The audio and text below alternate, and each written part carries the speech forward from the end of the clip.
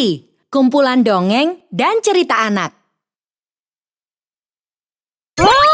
Yuk dukung Riri dengan menekan tombol subscribe. Jangan lupa bunyikan tanda lonceng untuk notifikasi. Selamat menonton.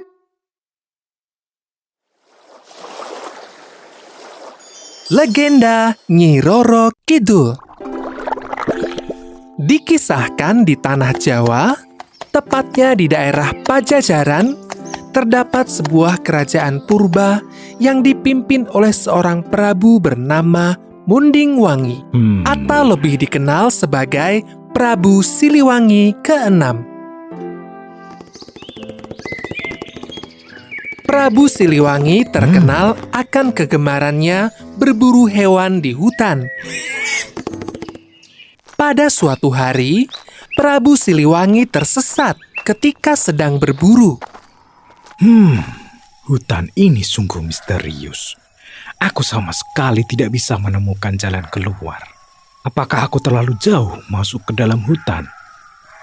Prabu Siliwangi merasa putus asa. Bagaimana jika dia benar-benar tidak bisa keluar? Namun, keberuntungan datang kepadanya. Hei, ada orang lain selain aku di hutan ini. Syukurlah, pasti dia tahu jalan keluarnya. Prabu segera menghampiri orang tersebut. Dia sungguh terkejut ketika mengetahui bahwa sosok yang dia lihat ternyata seorang wanita cantik. Ada wanita di tengah hutan begini. Sungguh aneh sekali. Namun siapa tahu dia benar-benar bisa menolongku. Prabu Siliwangi pun menyapa wanita cantik tersebut. Maafkan jika saya lancang. Sepertinya saya tersesat di hutan misterius ini. Apakah Anda bisa membantu saya? Ada manusia yang tersesat rupanya. Bagaimana bisa kamu sampai jauh ke jantung hutan seperti ini? Saya terlalu asik berburu hingga tidak memperhatikan arah. Apakah Anda bersedia menunjukkan jalan keluar dari hutan ini? Aku sudah lama tinggal di sini. Bisa dibilang aku tahu seluk-beluk hutan ini. Aku akan menunjukkannya padamu. Namun, aku punya syarat. Apakah itu kalau saya boleh tahu? Aku selama ini hidup sendirian di hutan ini. Tinggallah bersamaku untuk beberapa waktu, maka akan kutunjukkan jalan keluar. Prabu merasa tidak ada ruginya berkorban sedikit daripada tidak bisa keluar sama sekali. Maka, Prabu pun menyetujui syarat tersebut. Baiklah, kuturuti persyaratanmu itu. Keputusan yang bijaksana. Tentunya tidak akan terjadi masalah pada kerajaanku jika aku tinggal beberapa hari saja. Wanita itu mengajak Prabu pulang ke rumahnya. Rumahmu seperti istana kerajaan. Siapakah kau sebenarnya? Wanita itu hanya tersenyum tanpa menjawab pertanyaan Prabu Siliwangi. Prabu Siliwangi tinggal di hutan lebih lama dari rencananya. Dia jatuh hati pada wanita misterius itu. Hingga akhirnya mereka pun menikah.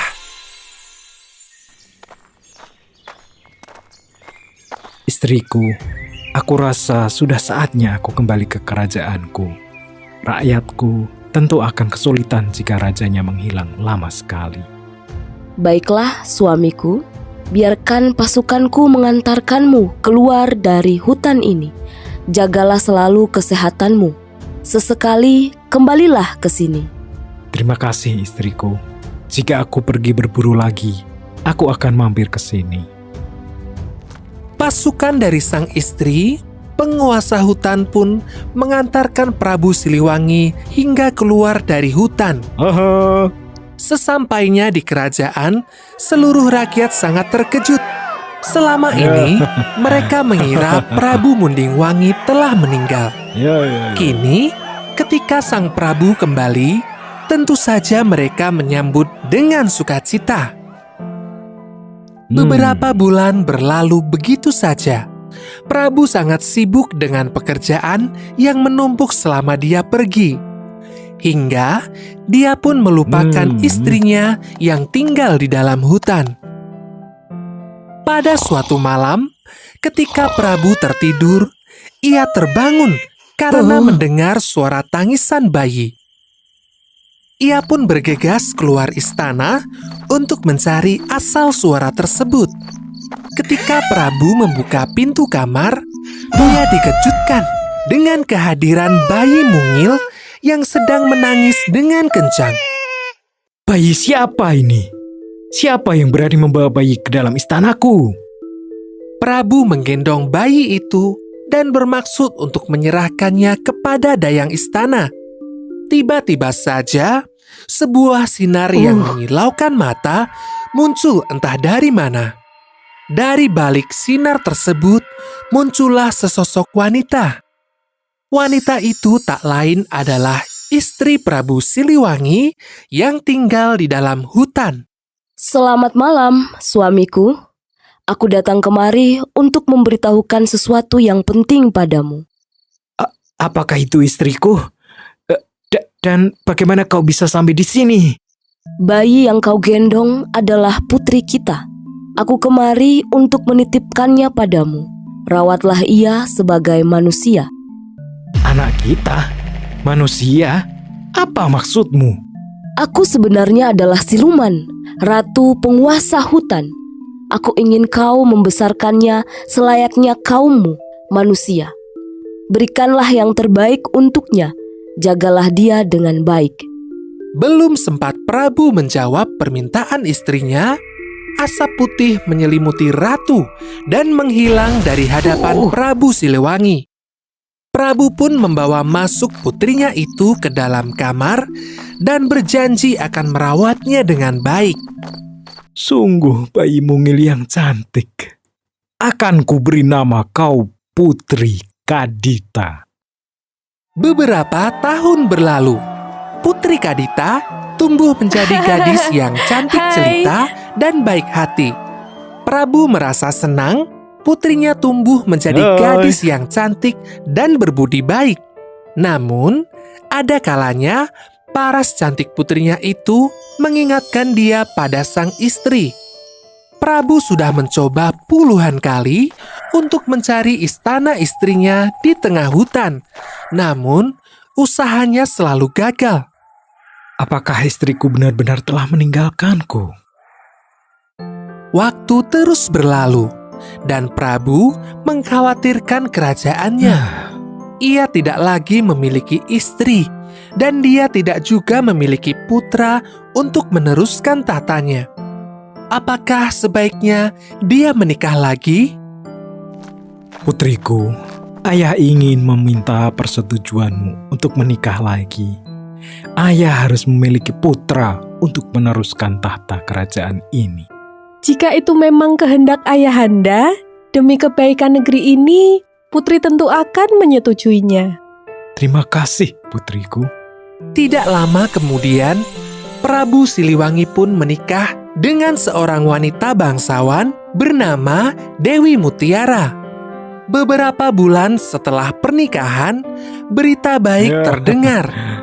Dewi Mutiara dikabarkan mengandung seorang bayi laki-laki.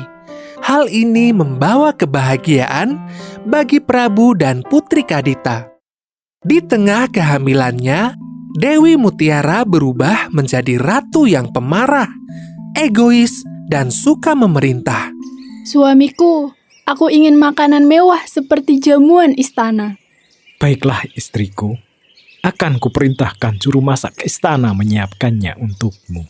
Pada awalnya, Prabu Siliwangi memenuhi semua permintaan istrinya itu. Namun, permintaan Dewi Mutiara semakin hari semakin aneh. Suamiku, demi kelancaran kehamilanku, aku ada permintaan. Aku ingin Putri Kadita keluar dari istana kita. Istriku, tentu saja aku tidak bisa memenuhi permintaanmu itu.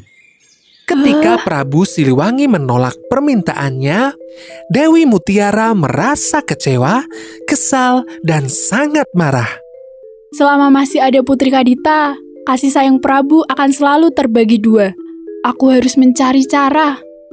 Dewi Mutiara diam-diam mencari jalan keluar untuk menyingkirkan Putri Kadita. Dia pun pergi menemui seorang tukang tenung atau dukun sakti. Akan kubayar berapapun yang kamu mau, asalkan kau bisa membuat Putri Kadita keluar dari istana. Baiklah, bayaran untuk itu sangatlah mahal. Suatu malam, saat Putri Kadita sedang tertidur dengan nyenyak, asap tebal berbau busuk menyelimuti tubuhnya. Namun anehnya, Putri Kadita tidak merasakannya. Pagi harinya, seluruh tubuh Putri Kadita dipenuhi dengan bintik-bintik bernanah. Ada apa dengan badanku? Kenapa menjadi begini? Prabu segera memberi perintah pada abdi setianya untuk memanggil tabib. Segera panggil tabib paling hebat kemari. Seluruh tabib dari berbagai penjuru negeri telah didatangkan. Akan tetapi, tidak ada seorang pun yang mampu menyembuhkan putrinya itu. Pada saat itulah, Dewi Mutiara menyampaikan bisikan jahat. Suamiku, alangkah baiknya jika Putri Kadita diasingkan dari kerajaan. Tak ada seorang tabib pun yang mampu menyembuhkannya. Kita tidak tahu kapan penyakit itu bisa menyebar dan menular ke kita. Calon putra kita, ke rakyat kita. Pertimbangkanlah ini. Ini demi kerajaan kita juga. Baiklah. Dengan berat hati, Prabu merelakan putrinya itu keluar dari istana. Jaga dirimu baik-baik, putriku. Maafkanlah ayahmu yang tidak sanggup melakukan apa-apa untukmu. Tidak apa-apa, Ayah. Aku akan baik-baik saja. Akhirnya, Putri Kadita meninggalkan istana kerajaan. Ia terus berjalan menjauhi istana. Tidak terasa, ia sampai di Gunung Kombang. Di gunung itu, dia pun bertapa. Kumohon, sembuhkanlah penyakit ini ya Tuhan. Setelah berbulan-bulan, doanya dijawab oleh seseorang. Pergilah ke pantai selatan. Pergilah ke pantai selatan. Siapa itu? Siapa di sana? Keluarlah. Aku adalah ibumu, wahai anakku, Putri Kadita. Ibu, kenapa kau tidak menampakkan dirimu? Suatu saat kamu akan bertemu denganku. Pergilah terlebih dulu ke pantai selatan. Entah bagaimana, Putri Kadita merasa yakin bahwa suara itu memang ibunya. Putri Kadita pun segera berlari ke arah selatan. Dia berlari dan berlari selama berhari-hari. Ketika dia telah sampai di pinggir pantai selatan, suara sang ibu muncul kembali. Sekarang ceburkanlah dirimu ke dalam laut, menyatulah dengan alam. Tapi Bu, Maka Putri Kadita pun segera menceburkan diri ke laut. Tidak disangka, keajaiban terjadi. Semua bintik di tubuhnya perlahan menghilang. Tidak hanya itu, ia juga berubah menjadi lebih cantik. terima kasih laut. Kamu telah menyembuhkan penyakitku di saat tidak ada yang mampu menyembuhkanku.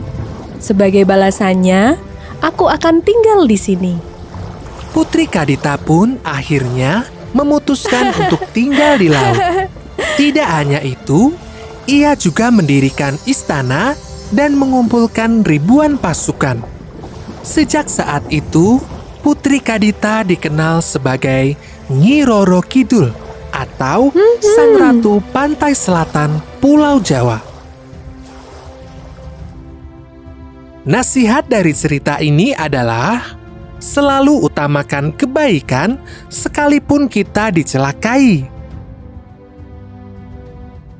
Mari belajar sambil bermain. Download aplikasi Marble di Android dan iOS. Aplikasi teman belajar anak-anak. Lengkap dan menyenangkan. Download sekarang. MARBEL Marble.